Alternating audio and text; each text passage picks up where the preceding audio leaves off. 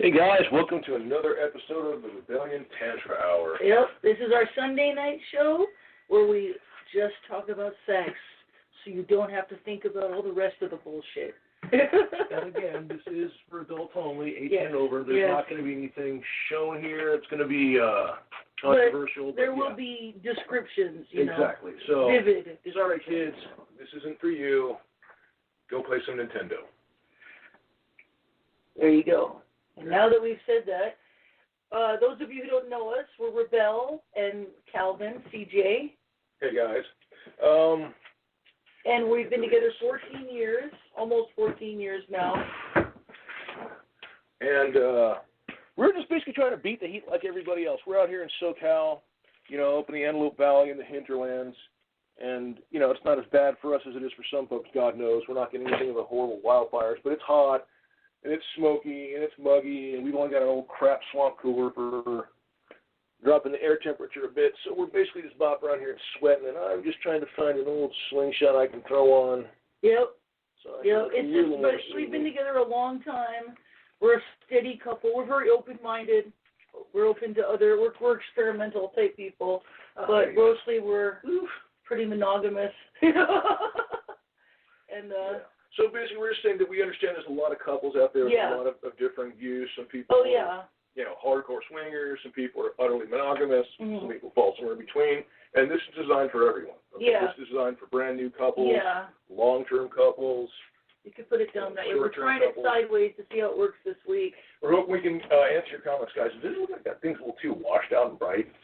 The light, it's a little. I don't know why, guys. It just feels way washed out and bright, so I do apologize. I'll set up some of my other lights. Funky glare or whatever. But, so either way, and I apologize for rambling again. I'm hot and sweaty and trying to get this down. But there are a few things we wanted to share with you. On the TV here, I can put on the background. Oops. Okay, I have to watch things. But there's a little thing called the Marrow Washing Classic. And the way and like a lot of things in traditional Chinese, healing art, be Qigong or whatever, there's always variations, there's always adaptations, there's always differences. The way I was taught it, or the part of it I was shown, I'm mostly gleaning from a book. And again, if it's static images, it's like, wait, so you're going from here to here to here to here. So I had kind of the gist of it down, but an old buddy of mine who had another friend who had actually trained with Dr. Yang Jing Wang, excellent teacher, by the way, great Tai Chi, Shin, and all that stuff. He showed me the gaps that I was missing. That was really cool.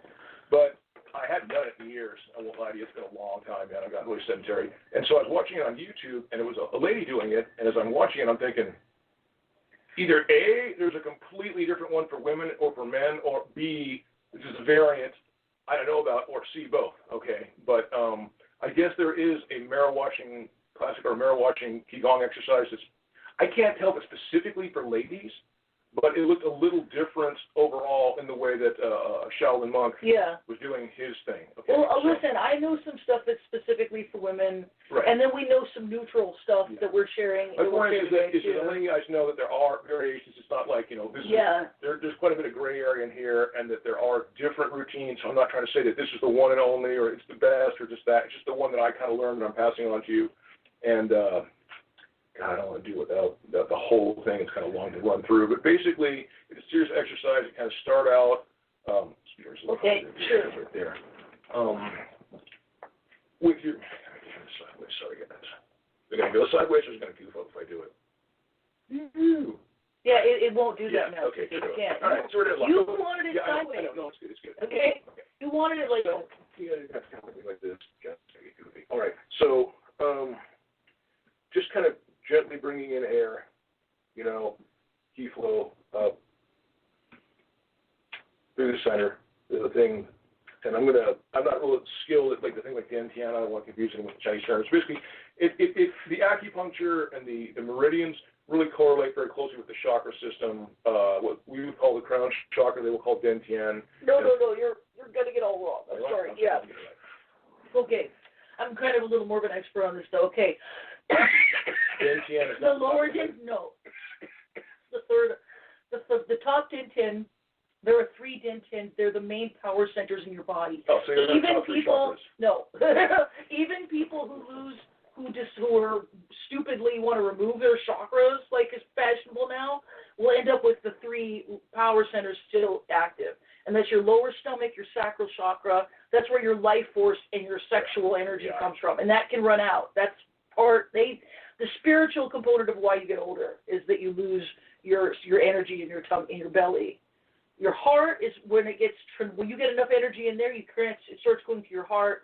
That's chi. When you get a lot of chi power, it's because you have a lot of life force power. Basically, the 3 treasures in China thing are Jing, Qi, Shen. Yeah, he knows a lot of stuff. So in a sense, basically. And then the third eye is the final one. That is the highest part of yourself. Right. The way I was taught the system, the thing is that what we think of as being separate chakras, third eye and crown, are kind of the same that's thing. True though. In some systems, the crown and the third eye are and that's the the same. Dantian I was told about. But yeah, either way, that's true. That's but again, one of them. there's like no, this is absolute wisdom or this thing. Again, a lot of it's just interpretation and whatever. But you're basically so if you take the 7 chakras and kind of divide them into 3, so to speak, sort of a sense of like 2, 3, and 3, I guess, or 2, 2, and 3. It's really hard to explain.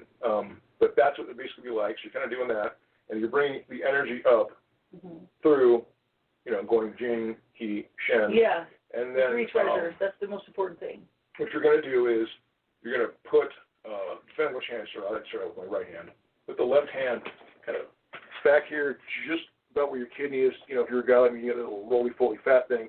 Kind of follow that roll of fat and put your thumb there, but not like this. So it's the back of the hand. And then you're going to bring, and I apologize, my wrist is still broken. So you're going to bring it up. Okay. Coming all the way up through the top. Again, my wrist is broken, so I get it right.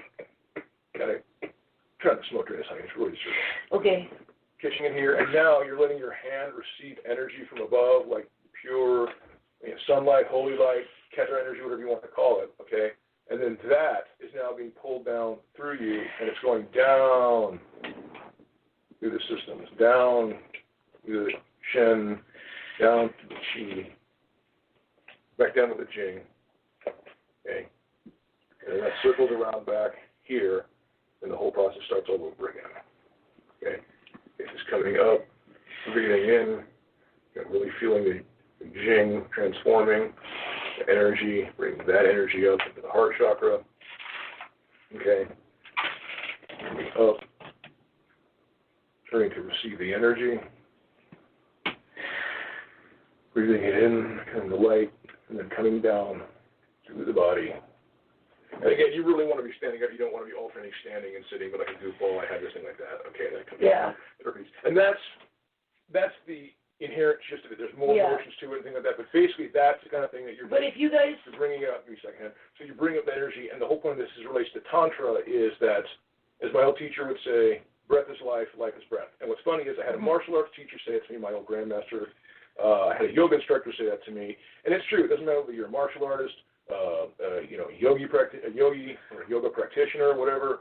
You need to have breath control. You need to have the power of breath and cardio, and obviously that relates to sex as well. And also, there are breathing techniques. We should show them the breathing techniques. If you have a long breath, you'll have a long life. You'll have much more sexual energy. You'll be much more active. You won't poop out as fast. But you have to understand it's not just breath. It's breath and blood, and it's correlated with energy flow. And I understand why Western medicine tends to dismiss this. It's based on empirical verification if you can't quantify it. But I do want to point out that Kirlian photography, even though that's tend to be dismissed, is an actual way of empirically measuring and verifying something. Yeah. People make a lot of excuses, but when I'm blessed enough to be able to really understand a lot of the research, I'll actually read the research directly so I can figure out what's going on. And a lot of times there's bias, okay? There's a little bit of bias. Like the Matsumoto Emoto experiments. You know what I mean, the water experiments. Oh, yeah. Emoto. Okay, some people, there are scientists who prayed this out and said that they weren't real. But my thought is I carefully read their research. These are all, the only way this stuff works is if you hold a conscious thought that you have to be slightly open-minded, okay? This is the way alchemy works. If you've ever, I know a lot of people study alchemy, but if you... What she's talking about, I should understand that. an experiment where this guy had various jars of water, Yeah. and he would talk to him, your beautiful water, your beautiful water, your beautiful water, your ugly water, your horrible, and he would measure them, on a molecular level and see, or he would freeze them. He would flash freeze them, and they would get crystals in a certain shapes that were either harmonic or not. And it's been proven over and over, but there are some scientists, some mainstream scientists who've quote unquote disproven it. But I've studied their research, and their research is flawed because the only way that this ever works is if, like I said, if you're doing an alchemy, if you're working with alchemy, the difference between alchemy and chemistry is that with alchemy you have to be thinking the right thought all the time. You have to be open to it, okay? And if these guys, the ones who did it, they would have a guy in there who, in what I read, was part of the original experiment. All his shit worked, and it was fully verified and everything. And the other scientists, it didn't work. And I'm like, because they didn't want it to work, okay? You can't do a science, you can't have it that way. The way, with a consciousness experiment, you have to be open to the idea that consciousness is real. You know what I'm saying? And scientists are really, truly terrified of that, a lot of them. It's the environment. It's the environment you come up in. It's not even that they all have to be like that. They happen to be like that because the environment is such as that if you're open-minded to that, you'll get, I figured out what you guys are seeing. There's an itty-bitty little gap in our current map, and there's just one little, as you can see on my face, there's just one little beam of sunlight chunking through. So that's all you're getting. That's the weird glare you're seeing on your screen right over here, guys. Oh, okay. All right, cool. Sorry. No, that's okay. No worries. I feel better about it, though. I'll fix this light situation. This is a very pertinent point. It's a very wise, sweet lady once pointed out to me, and she was very, very adept in the medicine called thoughts are things. Yeah. This is the truth, okay? Thoughts are things. Your thoughts have a quantitative action in the universe. And speaking is simply the vocalization, simply the vibration of those thoughts into being. You know what I mean? So you are speaking, again, I speak it so, I make it so, I utter it. Yeah. This is in tons and tons of old things from Sumerian to biblical. To speak is to bring into being. It's true. Okay? It's true. So your thoughts will have their own form of being. If they're there long enough, they will eventually manifest. But, we're given the voice. And this is why old languages like Hebrew and stuff have such a powerful resonance. Even people that aren't of the Jewish faith wouldn't even hear it, because it is literally a different kind of vibrational tonality in the air, and that reflects back. There have been studies that looked at the effects that Hebrew has on the brain, and the effects really are. It really does affect your brain in a very different way. And having studied it on the ground level, it's all the letters are correlated to astrological concepts. It's a very detailed and holy language. There's a reason so many Phoenician as well. And right. So many religious places have either singing or chanting, something along those lines, to bring a great mass of people into a similar state of mind through a similar uttered vibration. Yeah. You know what I mean? Yeah. And it's the truth. I mean, if you've ever been to a Buddhist temple or a Hindu temple or a good old Pentecostal church with having a good singing, you can feel it. You can feel that truly positive vibrational energy pouring forth, radiating forth, having its effect in the physical world. Yeah, I mean, I actually read The Dimensions of Paradise is a wonderful book, and if you read it, it explains that some of the things that were always built into temples, like golden walls or copper or anything shining, like they have an electrical effect that on the environment.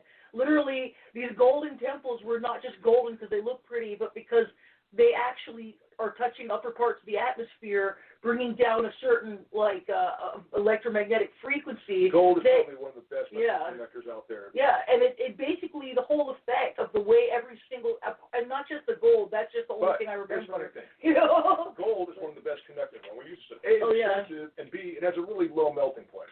Okay? Yeah. And so you can use gold and things like little tips or computers are full of gold. But if you had like a gold cable and you can get a nice piece, get an old crap gold necklace you don't want to care about, run electricity through it for a few minutes, and you'll watch it start to heat up and melt. But it's very important for space travel for computers. And again, we're talking about direct current. We're talking about actually applied current. Yeah. What she's talking about, and she's correct, is the ancients understood this. Everything's electricity. Right now, I'm electricity. She's electricity. Exactly. It's surging all around. It is constantly in the air, okay? So basically they would look at it like, dude, why are you hooking up a car battery to run one LED instead of using a little 9-volt? You know what I'm saying? Yeah. And that's what the temple acts as. By having all that gold, by having all that copper, it pulls in the electromagnetic energy from the air itself, from the surrounding. That's exactly what it was talking about. But in a nicer, lower level. Because, again, being electric beings, it doesn't take much to really fuck us up, man. It doesn't. And I'm not talking about, like, stun guns or teacher. I'm just talking just disturbances in the atmosphere. If you've ever been around a storm, like when you were a kid, and not just felt, the hackles on the back of your neck rising from the actual energy, but just feeling that kind of, like, fibrillations, whatever. Yeah, the air is getting supercharged with particles. You are basically a walking web. You're an energy being. Your heart has the strongest magnetic field of your body. It produces a magnetic field, and your brain does too. The whole point of the great work that magicians talk about is to merge this frequency with this frequency. But meanwhile, you go to a church that's got covered in gold and different parts, it's bringing this magnetic feeling down that's actually awakening your heart. And this is actually the holy feeling that you're feeling. It's actually you feeling connected to the higher parts of our atmosphere, where actually the consciousness of actual higher beings lives. People who lived long ago and evolved. They're actually in these layers of our atmosphere, energetically living these amazing lives that to us are invisible. In case you're wondering how all this relates to Tantra, it's all about your mindset as much as your body. Oh, yeah. Okay, you are your mind. If you want to be healthy, if you want to be happy, if you want to have great, amazing sex, it's really hard to do it from a place of misery or fear or, and a lot of things in society. If you're able to kick it out in a place where you can meditate daily, where you don't have too many people imposing on you, where you don't have too many stresses from outside elements, it's pretty easy to be happy. If you've got to get up at 5:30, to get in your car by 6:30, to get on the road by 7:30, to be at work by 9:30, and then you work all day with all this shit, and then and that's your day, and you're constantly surrounded by other people, and constant negativity, and all the constant stuff of cities, and and don't get me wrong, man, I love technology. I'm not one of those anti-technology geeks like, oh, it's all horrible and stuff. People invent technology for the reason that it makes people's lives better. But it's very easy to allow any type of technology to be more inimical to humanity than it is integral to humanity. Yeah, like 5G has become. Basically. So if you live in a place where you're constantly being forced to live with lots of electricity, lots of electrical wires, lots of wiring, trust me, it's going to have an effect on you. And you need to clear your batteries. You need to get out to the woods or someplace where you can just kind of literally ground yourself. Walk barefoot on the ground. Just barefoot on the ground. Grassy, smaller park that you can that's near you. And, of course, with the wildfires and everything else and the storms, it's really hard to do this right now. Try to get to the quietest place of nature you can that you personally like. I mean, don't go there like, oh, it's a park, let's dig it. If you're not, try and find something that makes you feel, sometimes, nature is the place where you get that naturally. Some people need a chunk of desert. Some people need a little grassy park. People need to be in forests. People need to be up in the mountains. I mean, you know for yourself where your soul feels at peace. And again, there's where I would like to be and how far away it is, and I can get there. But try your best to be in that place at least once a week. Give yourself a little gift of going there to relax and meditate and reattune, and it will make a huge difference in your life. When I was a younger man, and, I was hanging out, doing a rock and roll lifestyle, going to Hollywood every weekend, smoking and drinking and fucking and fighting and all that shit. I got burnt pretty easily, man. I really did. I enjoyed going out, but, I'd go to this place on a Friday night, and I'd hang out, and I'd smoke, and I'd drink, and I'd wake up the next day, feeling like shit. And just one weekend I got sick. I just wanted to go fishing. I hadn't been fishing since I was a kid. I had a couple buddies that loved to go fishing. One of my buddies was an old Cajun. And we went out in the woods, and you know what, man, I used to drink maybe, 6-pack, 12-pack. I didn't have a case that night. You know what I mean? Just sitting around the campfire shooting the shit. But I woke up the next morning feeling so refreshed, so invigorated, so much alive. No, that's when if you're not a person who camps, try it. Back to nature, try it. Just let go. Like, okay, I like to dress up, and I like to be bigger than life, and that's a big thing. But that's something that I do because that's not how I live. You know what I mean? Like, I don't wear makeup every day. I don't like to dye my hair. If I don't have to. I don't like to do things like that. Weigh incredibly heavy on you, especially if you're a woman. Yeah. And especially in our modern age when there's Photoshop and little tweaks and little hacks and everything like that. Oh, yeah. Now so you many times you look at women and you're like, there's literally no way in hell I could look. It's like, no, of course not, because she doesn't either. That's not real. It's even close to real. There's been so much that has been done to alter that, it might as well be a painting. And you can do it from your phone, but you know. You still can't feel it. It still makes you feel like, bad. I don't, because I'm trying to make myself pretty. I actually find that if I'm honest and I take honest selfies, it makes me become better looking over time. I know that sounds weird, but for me, that works. That's why I do it. That's why I'm always like, no filters. Because I'm really trying to make myself look at what I really look like and not lie to myself. You need to be able to look in the mirror it's a big and say, thing for me. okay, maybe physically it isn't the end that I like it, but more importantly, I like the person I see in the mirror. Yeah. That makes me happy, and that's sexy. And I started out just with taking them at certain angles, with certain lighting and stuff. But over time, I would get better and make them more just in front of me. And now I've gotten better. I've done things to get better, but I've gotten better. I know partly because I'm consciously aware of what I look like now, you know, and it helps, or I wasn't before. It helps to see that you are perfect the way you are, you know, that whatever a magazine or a YouTube video or an article you read on Facebook might tell you about yourself, you're beautiful just the way you are. Yeah, I mean, that's the point. You don't love yourself. You can be the best you most times, in my personal opinion, if people don't like something about their physical appearance, it's usually much more correlated to something inner they don't like about themselves. You know, almost every outward manifestation, I don't like my hair, I don't like my eyes, I don't like my nose, I don't like my this. It's usually because you had something when you were a kid that, what are you doing? I don't know. I just thought that I saw a flash and I was like. Yeah, it's the sunlight beam, honey. Put it back down. All right. I'm sorry. She didn't go with it, distracted her. And this is what? There's a lot of forces that will try and say, no, you're not. Who's this idiot tell you that you're perfect? You're not perfect. You're not perfect inside. You may not be the nicest person in the world at a very given moment, but doesn't make you a bad person. If you are a bad person, I'm pretty sure you wouldn't be watching this in the first place because you listen about 30 seconds and be like, I'm not going to get what I need out of that and bail. Yeah. There's really only two types of people in the world in a given sense, and that's kind of generalization, and that is there's the imposers, and people are just trying to get away from being imposed upon. And this is kind of true. Mindset-wise, there's just those who want to impose on others, who want to control others, who want to make you miserable. They have nothing else in their lives. They're empty, broken, shattered people. Their souls were blackened long ago, lifetime after lifetime, no matter how many chances or choices they were given. This is the thing I had to realize. This is a hard thing. There's some people that are irredeemable, and it's a really hard thing to admit. Well, here's the thing I want to say really quick, and this is not just keep those people out of your life and don't let them overly influence you too much because that is their role on this earth, to have so much influence and power that you can no longer think or see straight about yourself. Okay, I just want to say, since we're on that topic, I am parched. Since we're on that topic really quickly, I want to say there's a lot of higher beings that'll explain things to people through channels or whatever, and they always tell the truth, okay, and they always try to lead you along the right path. The good ones do, anyway. But they don't always explain everything to you because they think of us as basically like small children, like we're not able to understand things. The truth is you can, if you get born, a spirit that's very pure can be tricked into being born into a painful life for one reason, because they don't remember what pain feels like. And once you're there, you can really get hurt. That's real. And that can last for a long time. As far as a 3D or 4D or even a 5D person's concerned, it might be a long time. But once you get to 6D, they'll tell you that everything is fine and everything will work itself out, which it will. Really, once you get there, you understand that everything is fine. But it's when you're stuck here that it feels like it's not always fine. And that's why, so they always try to explain things in a nice way, because eventually, once you get to a certain level of consciousness, you can clear up any problem like that, because some of them won't ever have existed. Sometimes you can look around and be like, oh, I always had this and I thought I had that. Because it's like literally your consciousness can shift through dimensions. But let's get on to sex, since there's somebody here.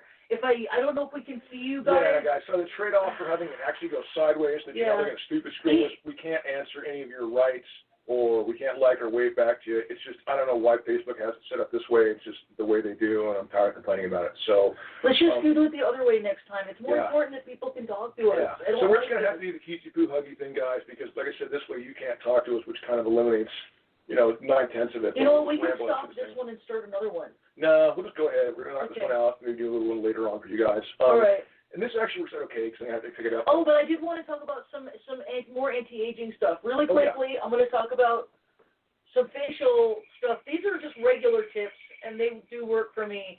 I did this for years, because my neck had completely dropped like an old lady. It was just, because my health was so bad, and I was like living in such bad times, and that will do it to you. If you're living bad, if you're having stress, and you're like, I don't like the way I look, that's why. It's not your fault. You need to freaking love yourself and take care of yourself. An unfortunate corollary for all humans is that the more stress you're under, the more your body tends to produce certain types of hormones. Yeah, cortisol. It's true. Okay, cortisol is a stress response factor. Cortisol is what puts that on your body. Yeah, because it's especially in the middle. Okay, that's where it's bad. Your body's thinking we're going to have to, be lean for a little while and have to run it and burn off some carbohydrates. It just starts shifting.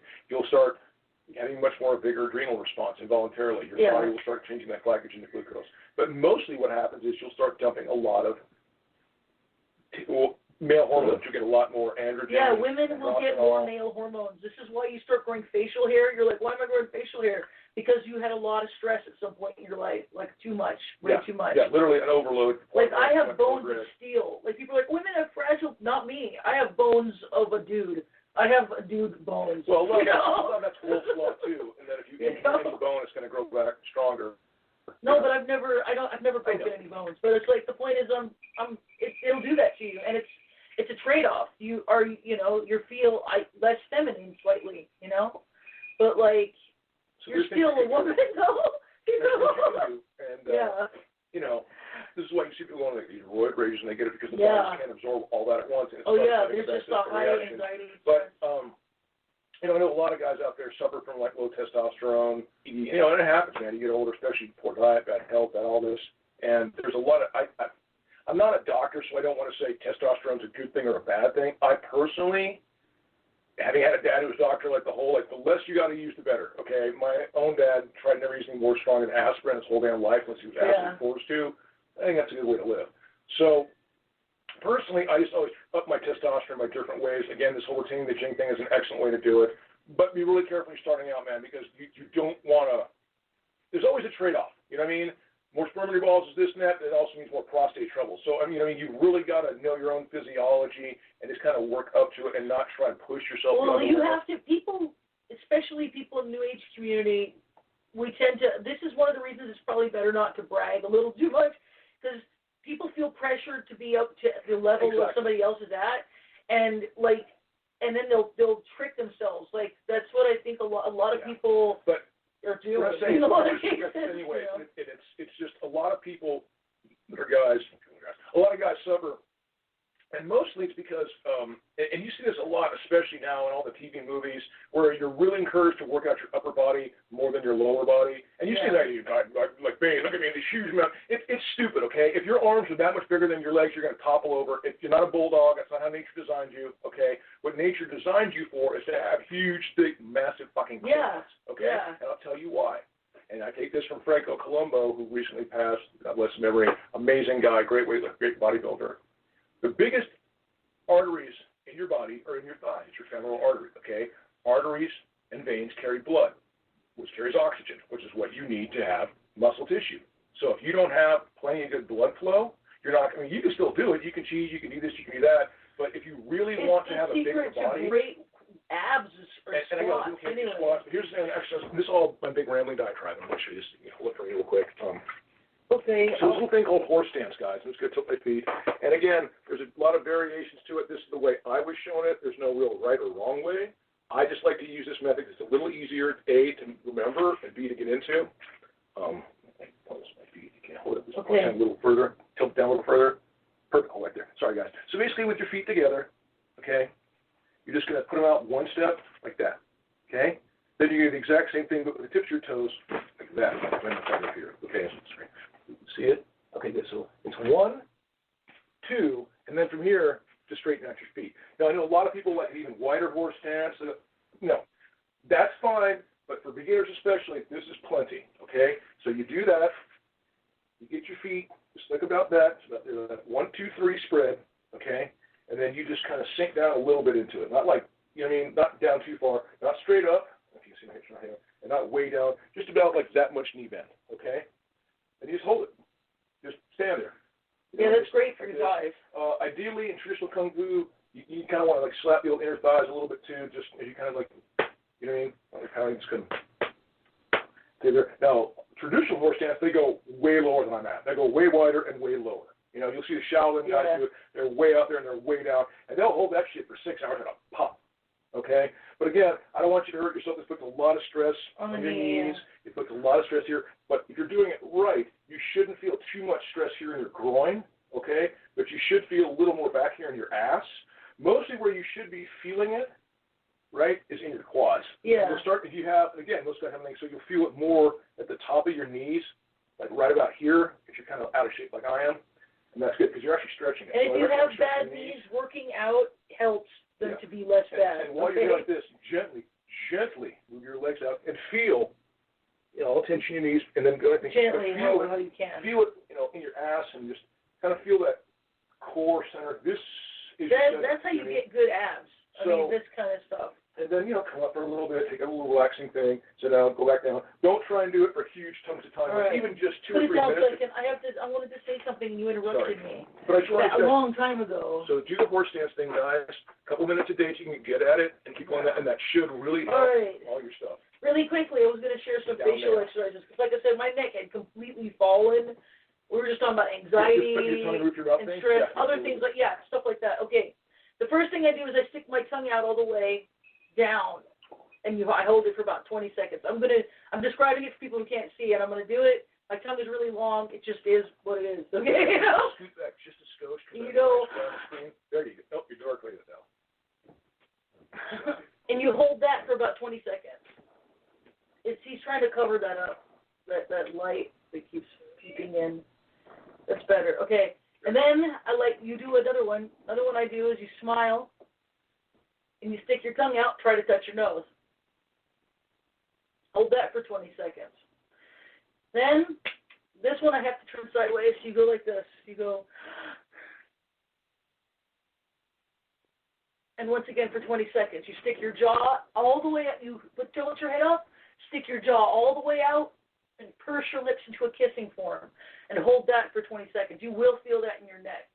Do that every day. Do it several times a day. Depends on how fast you want it to work, but it really took me a couple of years for it to work. But it's to be realistically, it took a couple of years. Okay? It's got abundance of benefits. But it did work. Eventually, my neck came up, and now I'm at a normal. I look quite young now, so I'm happy. But and then there's some things you can do for your forehead. Basically, you need to train your forehead not to move all the time. Hey, I achieved sainthood in the Christian beliefs. What? Okay, I was trying to talk to somebody, but I don't even know. Okay, so you put your hands on your forehead, and you look up with your eyeballs. If you feel your eyebrows moving, you're doing it wrong. The whole point is you try to move your eyes up several times, up and down several times, without moving your eyebrows. Do it to the sides. The whole point is to not move your eyebrows, because you're training yourself not to move your eyebrows. That's how you get wrinkles. As far as Christian deities go, man, they never said, or anything. I personally happen to like all the angels in heaven. Listen, I am pretty sure the angels, the Enochian angels, are what I work with mostly. Now, I assume you're referring to things like, the prohibition on sex before marriage, all that kind of stuff. I'm not going to tap or touch into that, man. That's not what we're here for. I your personal beliefs don't allow you to do that. I get it. There are ways to be celibate and tantric too, by the way. What you do in that case is you fall in love with an image of God or goddess. If you're a woman of God, man of goddess, and or a saint, who you have to feel comfortable with allowing them to be intimate. Or your own version of Eve, whatever you feel is an image that represents God in a feminine form to you. You would be allowed to have intercourse with that in your mind, okay, and in your soul, and it would be a genuine form of worship for this person. Love. Asking, of course, God to bring that down into reality, to say either, create this for me, but it's always been so, Mandela effect thing, or that all this time there has been this person we're just kind of, wending our way to each other. You can do that, or like some people really want to be truly celibate because they choose to be, and if you choose to be, you can. That's the truly right-hand tantric path, is just to do it all in your mind. Basically, the right-hand path is mostly a mental thing. But if you were married, then it would be. In terms of the energy thing, man, there's actually a lot of accounts in the more Old Testament of these kind of things. Not David. Samson. Basically, the Levites were reputed to be like this. They had that sort of thing. Nephites. I'm sorry, I really don't know about biblical stuff, man. I wasn't much of a biblical scholar. But yeah, there are a few passages in the Bible that are speaking of like the regenerative essence, the power of it, and you're not supposed to. I believe that's the thing. Like, like the whole Onan thing. Like, I always thought basically his sin was he jerked off, and it's like no, technically they didn't care that he was playing with himself. The whole point was that he spilled his seed on the ground instead of getting the girl pregnant. He was supposed to get his sister-in-law pregnant because her husband had died, and they believed if he didn't have a son, that his soul would die. Basically, they thought that he wouldn't be able to reincarnate they thought you could only reincarnate through your descendants, and that you had to have a descendant. So they were like, had his brother, and it wasn't about masturbation. It was about he was trying to keep having sex with his sister-in-law and not get her pregnant, because the minute she got pregnant, that was over. Okay, the whole point is the energy. It was just about getting pregnant. It's not to be used cavalierly or for power or aggrandizement. And there are people who believe that semen and such can be used for evil. Oh, God knows, man. There's a lot of people out there that will use tantric energy negatively for their own social advancement. That will basically, and again, it's not like they're not delivering on their promise, so to speak, but they're actually having sex with these people and giving it to them, but they're using that sexual relationship, the nature of it, and then the corresponding other social intersections in order to build themselves up. And exactly. Like a lot of stuff that Crowley... Like Balaram Das, that one guy, like, I'm such a holy guy, and I really love women. I don't think so, bro. You know what I mean? I'm not even calling you bro sarcastically. I think basically you were some dude that wanted to fuck a lot of chicks. I perfectly understand it, accept that.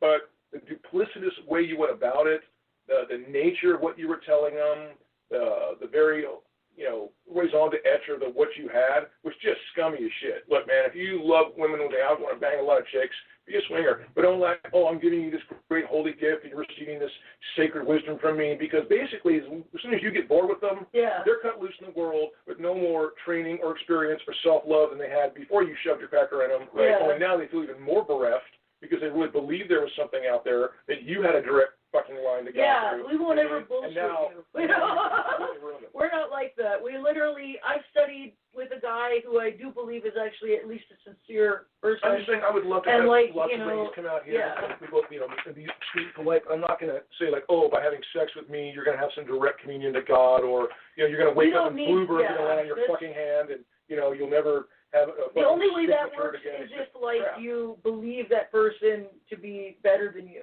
And we don't want you to believe that. You have God inside yourself, and that's what you need, There's a lot of people in the New Age community that take advantage of the fact that other people in the New Age community are just incredibly sweet people who couldn't harm a fly and would literally rather be fucked over endlessly throughout the entirety of their days and even raise their voice in anger. And I don't think that's a bad thing. I think that's actually the pinnacle of human illusion, where there's a point where like, nope, I don't care. I'm not doing that. But it's kind of a joke that they're stuck here with the other people, And for especially here in Southern California, man, there are so many scammers, so many pretentious, self-righteous assholes that will charge you an arm and a leg for this sacred wisdom, which consists of signing up all your property to them. We're a little weak. And again, they're just basically giving you that sense of socialism or social commonality.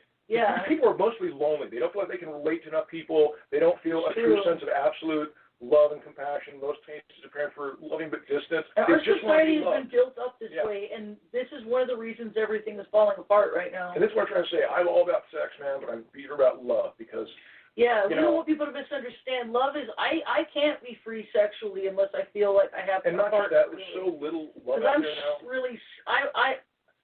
I'm a trusting person. I need somebody to look after me. That's honest compassion, honest human being is the greatest gift you can give someone. You know what I mean? And there's such a emphasis on just sexual love. We forgot, and again, let's make sexual agape, cosmic love. Eros, physical love. There's a couple of terms I'm blanking on, but the point is that just try to be loving in your heart and just try to surround yourself with loving individuals. But understand at this time in history, more so than any ever, there is a concerted, dedicated effort to bring as much hatred and pain and misery and suffering and division as possible. Yeah, they are all about divide and conquer. Here in California. Just compassion. Let your compassion for people, all people, okay? Let your compassion for people personally, lead your heart. Humbly, just asking, not saying shit like you have, please.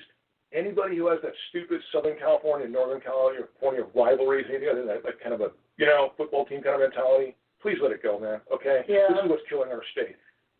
There's fires there. There's fires down here, okay? If you prefer desert to woodlands, more power to you. But don't hate on your neighbors, okay? Don't be like, oh, I'm SoCal, they're NorCal, fuck those guys, man. Oh, I'm NorCal, they're SoCal, fuck those guys.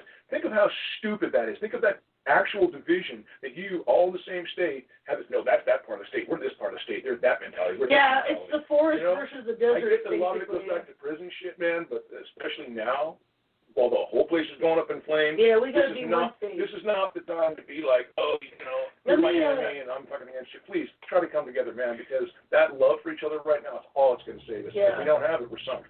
Let me show you a breathing exercise real quick. This is for anti-aging. Montauk Chia talks a little bit about this kind of thing, and in his version, I'm showing you my version, but I'll talk about his version. His version, what you do is you take, the water element is in your sacral, which would be below your belly button, and the fire element would be in your solar plexus. And in his version, you swap them around, and you boil the water within, and that works too. That's actually this is actually kind of a simplified, maybe a pre-version of this. That's a good point. When you're doing a lot of things, you will feel heat. If you start to feel like you're really hot and sweating, that's actually probably a good sign. If you get heat going, it's a good sign. Okay, so what you do, this is the dragon breath, and this is for anti-aging too, because you're balancing things in a similar way. Okay, so what you do, you breathe in through your nose, you go, and you do the head movement too, then you go up, you hold it for about 8. And as you're holding your head up like that, you imagine ice-cold air coming through the top of your head, down your spine, on your left-hand side. Okay, so let's try it again. You put your head down your chest, and as you move upward, breathing in. Imagine the cold air, icy cold air coming down your spine on the left. Icy, icy, icy, icy, icy. And at the same time, clench your perineum. Okay, here we go. Clench your perineum, do a Kegel, however you want to say it. Do a little Kegel, and breathe in. Now we let the ice cold air come down the left side. Feel it coming down the left side. Feel it coming down the left side. Now we release, and we put our head forward like this, breathing through the teeth. This is important because we're trying to retain heat. And you hold it for a few seconds, and you go back to the start, all right? Okay, we'll try it again. Do a Kegel, clench your perineum, and then go. Ice cold air coming down, coming down, coming down. And now as you release, fiery heat coming up from the bottom.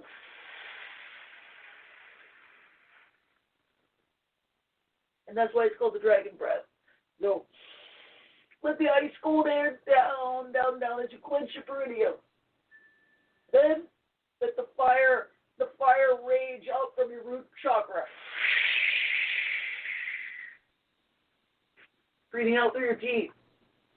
Now you would do that and you would hold it, say, you could breathe in just even for 4, for a long count of 4 or 6. Like, 1, 2, 3, 4, 5, 6. 1, 2, 3, 4, 5, 6. 1, 2, 3, 4, 5, 6.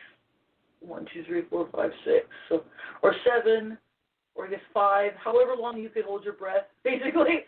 So you start with 4, you go 1, 2, 3, 4. 1, 2, 3, 4. And you're counting forward for each part of that. Basically, bringing in cold from above, then releasing the heat from the bottom, breathing it out through your mouth, but as you hold your teeth together because you're trying to retain as much of that heat as possible. And you do that for 5 minutes a day. Start with 5 minutes. That'll be a lot. You'll see. very powerful, and it's great. I mean, that's what you want to do. That, and you want to do things like breathing in, just breathing in light, just breathing in light into your sacral chakra. Do that. You can do that a lot. You can actually do the opposite. Is actually, I'm told, more effective. You might breathe in either through your vagina or through your penis. Breathe in. Feel like you're breathing in through that, and feel like it's going up into your sacral chakra to gather some life force energy.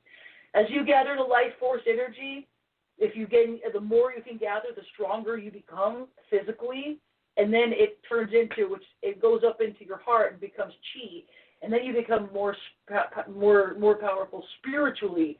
But you're not truly powerful until you get this, and that's when your consciousnness starts to come together. Sometimes it'll happen like this, it'll come together in the heart. That's kind of how it happens with me. But you need to gather as much Jing as possible.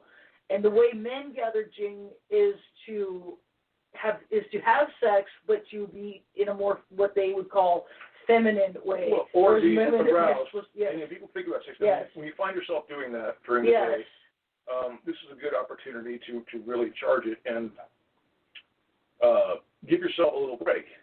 Like if you're busy at work, you're like, you know what, this is cool. The coffee break, a little 2-minute break here, and I'm gonna feel good about my sexuality. Yeah. I'm gonna feel good about what I'm thinking of sexually. I'm gonna feel good about the fact that I'm thinking about giving my partner, whoever they are, much more pleasure. And I'm really gonna focus on that. I'm really gonna let my mind tune all this shit and just be there in my fantasy for my 2 minutes, just being where I'm at, happily, sexually living and loving. And now we're on the good down and dirty stuff, guys. So I'll share a little tip about cunnilingus. I'm sorry I have to kind of use the little two-finger here, but the best. So one of the things that's hard for a lot of guys is that they don't understand the nerve structure of the vagina, which makes sense. But here's an easy way for you to remember it, guys. Okay? Basically, it's kind of a simplistic way.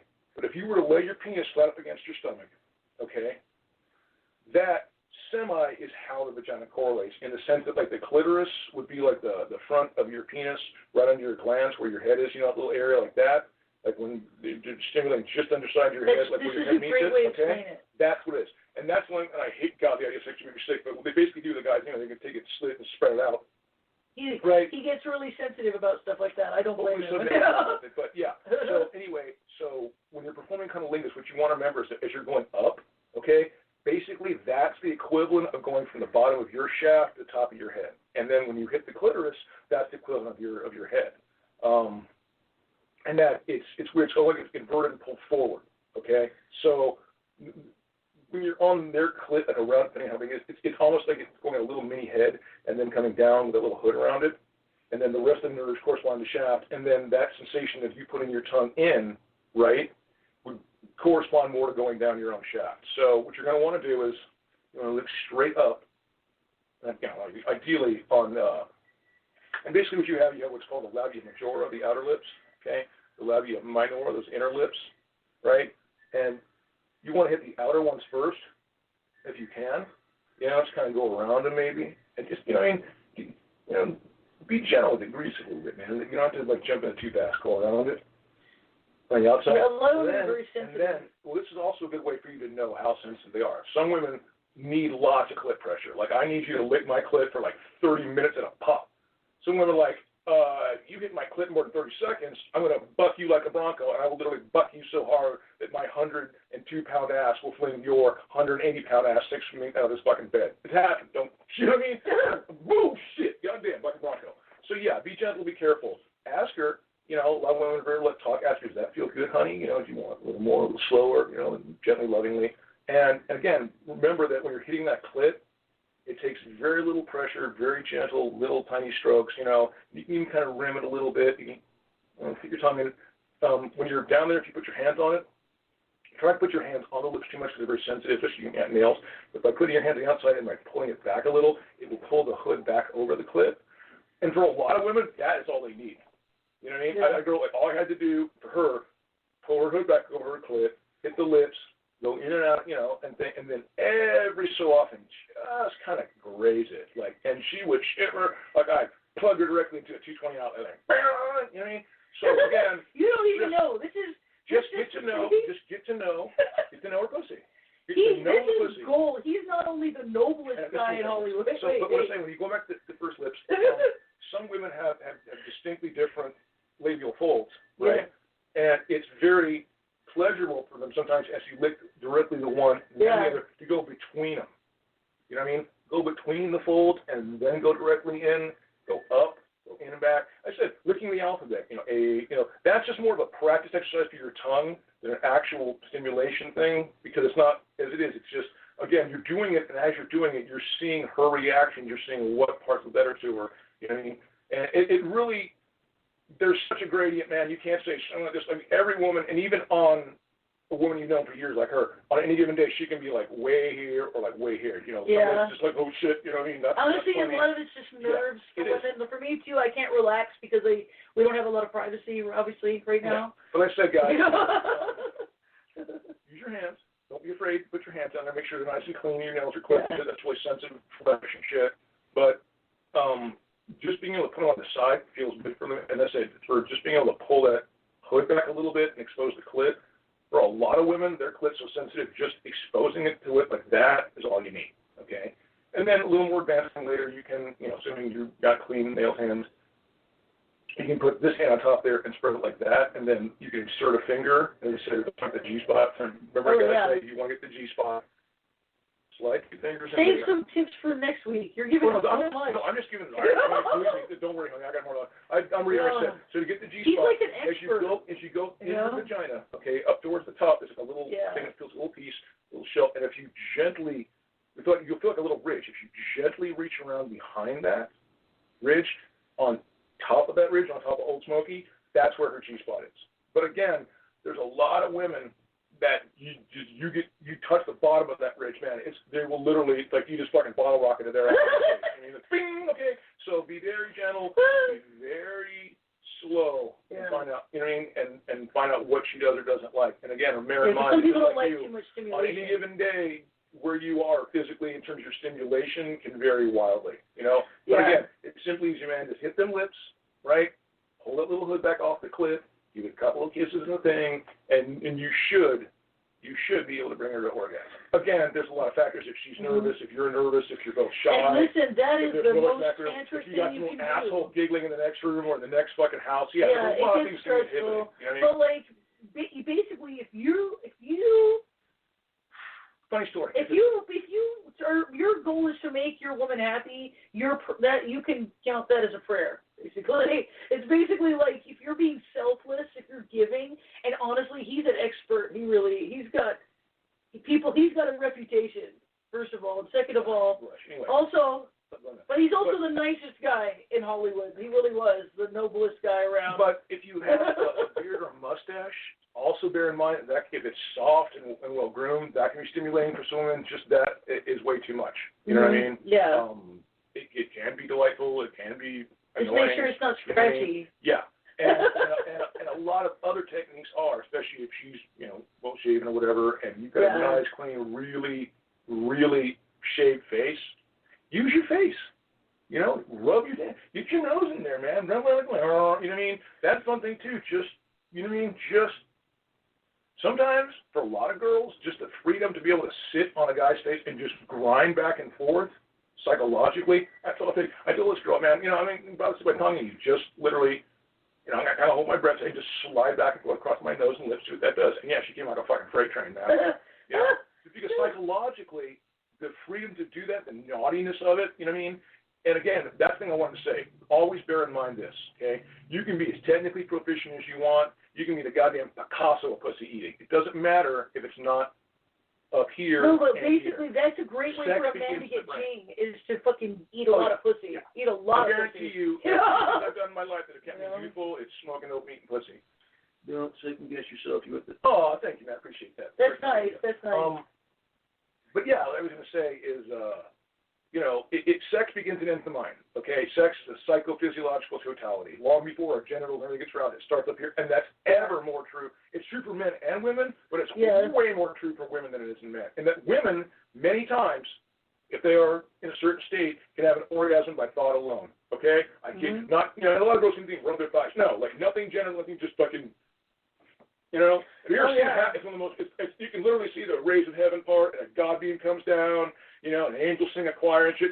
Yeah. Like, oh yeah, God must love you, hon. You know what I mean? Because you live a very righteous and sweet and basically working a life. But again, it's psychophysiological, guys. Okay, so if you're just try to lose yourself with pleasure. Try to not be mechanical or rote or like, I am technically proficient. This is pleasing to you. Shall I maneuver? You know what I mean? No. Do you know what I mean? Even sex bots aren't going to be programmed that way. The whole point is be compassionate and be into it. Be digging it. Be having fun with it. You know? And the more you enjoy it, the more you... I told you, the best thing you can get for your pussy is just not ignore her, forget about her, because obviously she's there, but lose yourself in her. Lose yourself in her, man. Like, one of the nicest things in life was the way I lost my chair at my friend Paul's house. When I was 16, she's kind of a late bloomer. It's a sweet little girl named Lisa. I'll never forget her. She couldn't believe I was eating her pussy, and I couldn't believe I was finally eating her pussy. It was fucking awesome. You know what I mean? I think I stayed down there like an hour, and she finally, I'm like, no. She finally had to literally drag me by the hair up to fuck her. He's a gift from God. Let's just say that. He really loves to go down. If you really don't ridiculous shit pussy, man, then find other things to do, because that's just going to make you frustrated. Yeah. Okay? You got to go if you go for it. You know what I mean? When I was younger, a woman told me, she's like, you would rather go down than girl than fuck her. I took it as an insult back then. Yeah. And, everyone eats their own, man. You got to do what makes you feel good. But the point is, do what makes you happy and makes you feel good and ecstatically. Exactly. And that will turn your partner on more than the most technically proficient bunch of shit, man. It's true. That's the truth. But going down on a woman's a great way to get in Jane, because you're kind of being submissive to her needs, and that's basically what you're doing is create an alchemical thing inside yourself. That's cool too. But it depends on how you want to look at it, In terms of she's literally pouring forth energy, physiological energy, and just kind of drinking it all. You are exactly. That's a great way to look at it. Like she's a fountain of beauty and youth and love, and that's the way to treat her too, because that's the way you get a lot of energy. Hormonally speaking. Getting those into your body, getting all those things in there, it really does something for your telomeres, man. Telomeres are these things at the ends of your DNA strands, right? And they're what regulate the ability to regenerate it, right? Yeah, that's what makes you look old. You want long telomeres. You want long telomeres, Astragalus root elixir. Oh, yeah. It will at least preserve them, and it's been shown to regrow them. She made me some. Now, what is this? This is astragalus and... It's just astragalus. Basically, what you do is you take the root. I have it in a powder, and you boil it with some good water, nice, spring water, for about 10 minutes, at least 10 minutes. It has to boil because it has to get. It's not active if you just macerate it in alcohol. You have to steep it, and then you have to basically turn it into a simple syrup by adding. You add half of it into. You add whatever liquid you have, you add that much sugar. If you have 3 cups of liquid, you add 3 cups of sugar, okay? And then it turns into a syrup. Then from there, whatever liquid you have, you would add that much alcohol, like rum, or at least 80 proof. I recommend rum. It works kind of funky with rum. And it's got not a bitter. It's one of those what is it? The kind of it's sweet, kind of a little ginseng-y, I guess. Is the best thing I could compare it to. But it has been proven to regrow telomeres, and we use it. Yeah. I make it at home. There are other things you can do to regrow telomeres, but this is their herbal natural thing. You can do. I just did, or put it around your tongue. But you'll feel it. It's If you make it at home, you can have a shot a day, and then give yourself 2 or 3 days a month to go off of astragalus, because your body gets used to it. Yeah. Give yourself a week, like your period.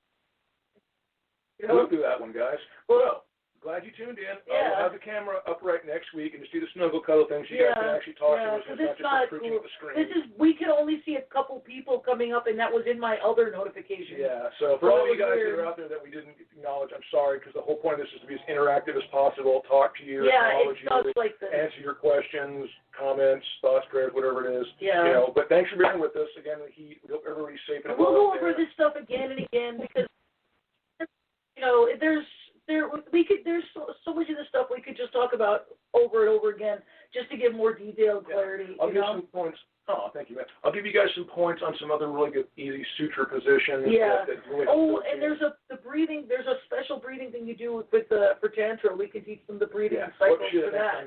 That's powerful, and it's a little complicated. So But anyway, at some point we'll teach you that. Okay. Well, we hope everyone had a good week. We Yeah. hope everyone has a good week. Wherever you guys are, stay safe, stay well, stay blessed and loved. All right? We love you all. We hope you're having a really good time out there despite all the evil shit that's happening. Yeah. All right? So get Stay some safe. good sex in, have some good happy times, and we'll talk to you guys next week. Yep.